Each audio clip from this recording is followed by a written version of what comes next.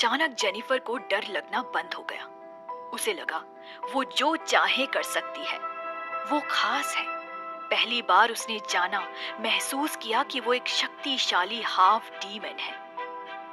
तभी बिजली चमकी और उसे बादलों के पार एक आकृति दिखाई दी। शायद यही शैतान था। जेनिफर नीचे आ गई और सबने ऐसे जताया जैसे वो उन सब की रानी है। सभी बहुत प्रभावित लग रहे थे। जेनिफर को नहीं पता था वो कितनी खास है और हमेशा ही डेविल कॉल में उसका इंतजार होता था। तभी लोगों में से सामने निकल कर आया विक्टर। उसका तो पूरा परिवार था वहां। वो जेनिफर के करीब आने की कोशिश करने लगा। मैं बोलता था ना जेनी, तू डिफरेंट है, हम लोग का टाइप है। विक्टर जबरदस्ती उसके नजदीक आने की कोशिश कर रहा था।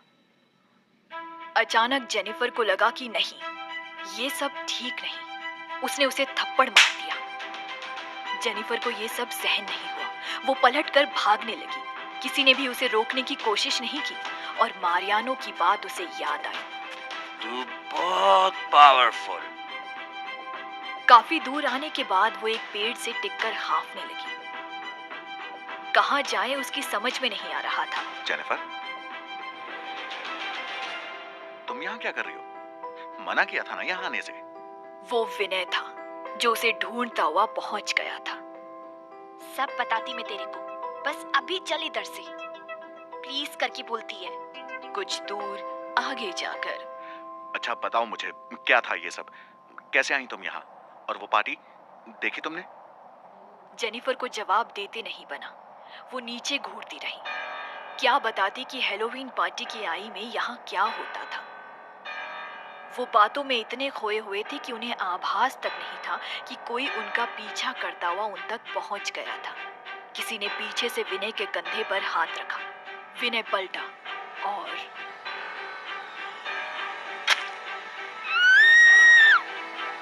वार्न किया था ना मैं तेरे को, प्योर ह्यूमंस इधर पे अलाउड नहीं। अभी भुगत। नो नो नो नो विनय, ये सब क्या? Please help, somebody help, help. पर कौन सुनता उसकी? वहां कोई नहीं था। जेनिफर मदद को पुकारती रही और विनय की हालत बिगड़ने लगी थी। ओह God, please help. God?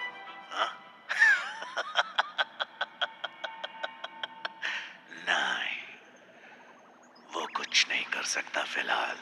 Jennifer घबराहट में चारों तरफ देखने लगी। वो आवाज तो आ रही थी पर दिख कोई नहीं रहा था। ऐसा लग रहा था वो आवाज हवा में से ही निकल कर आ रही हो। कौन है? कौन बोलता इधर? मैं मदद कर सकता हूँ तुम्हारी। तुम्हें मदद चाहिए? यस प्लीज हेल्प, प्लीज करके बोलता है। ना ना ना, नो प्लीज। मैं किसी की मदद यूं ही नहीं करता। बदले में तुम्हें भी मेरी बात माननी होगी। हाँ। बोलो, मंजूर? अरे कैसा बात, बोलना। तभी विनय का शरीर कांपा। उसकी सांसें और धड़कन धीमी पड़ने लगी थी। जेनिफर उसे खोना नहीं चाहती थी। अरे अभी करना हेल्प। किधर गया? अभी तो बज रहा था बिना माइक के हिच तू। किधर है? ठीक है, मेरे को मंजूर। और जेनिफर के हाँ करते ही जैसे सब थम गया, हवा भी। और नजर आया वो जो इतने दिनों से उसके पीछे था। आज उसका इंतजार पूरा हुआ था। वो जेनिफर के करीब आने लगा। डेविल कॉल हो चुका था। इस समय वो हाफ डीमंस द्वारा वहां बुलाया गया था और साथ ही उसका अपना भी एक मकसद था। जेनिफर की आंखें खुली तो उसने खुद को एक हॉस्पिटल के बेड पर पाया। जेनिफर, तुम ठीक हो? तुम बेहोश हो गई थी। विनय, तू ठीक है? हाँ, क्यों? मुझे क्या हुआ? कुछ हुआ था क्या? मैं तुम्हें लेने गया था, फिर क्या हुआ? कुछ याद नहीं आ रहा। विनय बिल्कुल ठीक भी था और उसे बीती रात का कुछ याद नहीं था। मतलब उस अजनबी परछाई ने सच में उसकी मदद की थी, पर उसने कहा था कि बदले में जेनिफर को भी उसकी बात माननी होगी। वो क्या था? मैं इसे ले जा सकता हूँ? ये ठीक है? यस, ये घर जा सकती हैं। माँ और बच्चा दोनों ठीक हैं। डॉक्टर की बात सुनते ही दोनों के चेहरे सफेद पड़ गए। बच्चा? कहीं ये उस परछाई की वजह से तो नहीं? कुछ देर बाद मारियानो वहां आया। ये तू क्या किया जेनी? मैं बोलता था तेरे से मेरा बात सुन, पर तू नहीं माना। देख देख अभी वही चुआ। इसी वास्ते मैं बोलता था वो हलकट विक्टर से दूर रहने का।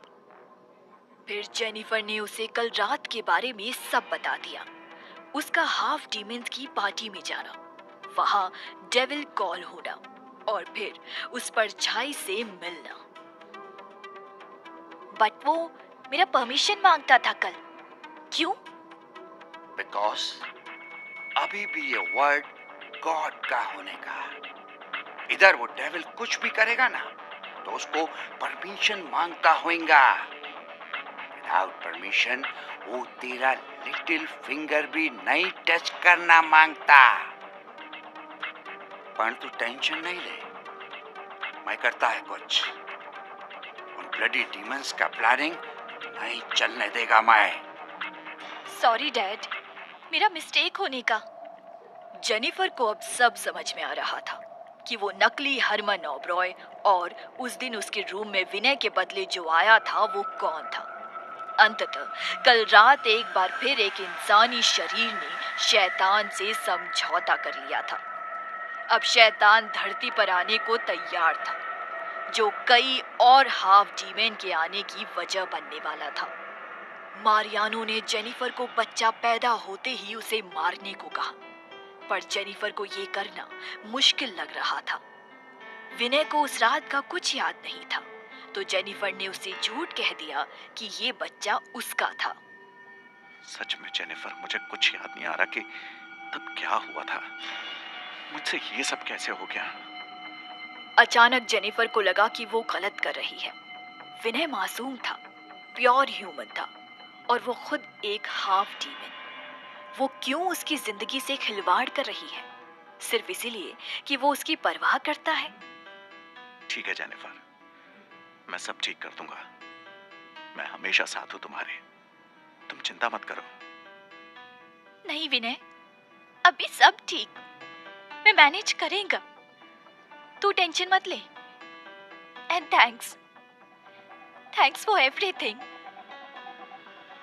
वो आखिरी बार था जब मैं जेनिफर से मिला था, फिर तो जैसे वो गायब ही हो गई। विनय ने जेनिफर की चिट्ठी पूरी पढ़कर दिया को सुना दी। पर वो बच्ची तुम्हारी नहीं थी विनय। जानता हूं दिया, पर उसके होने की वजह तो मैं ही था ना। मेरी जान बचाने को ही तो जेनिफर ने शैतान से समझौता किया था, जिसका नतीजा है वो बच्ची लिलियाना। अब मुझे ही सब ठीक करना होगा। कहानी जारी है।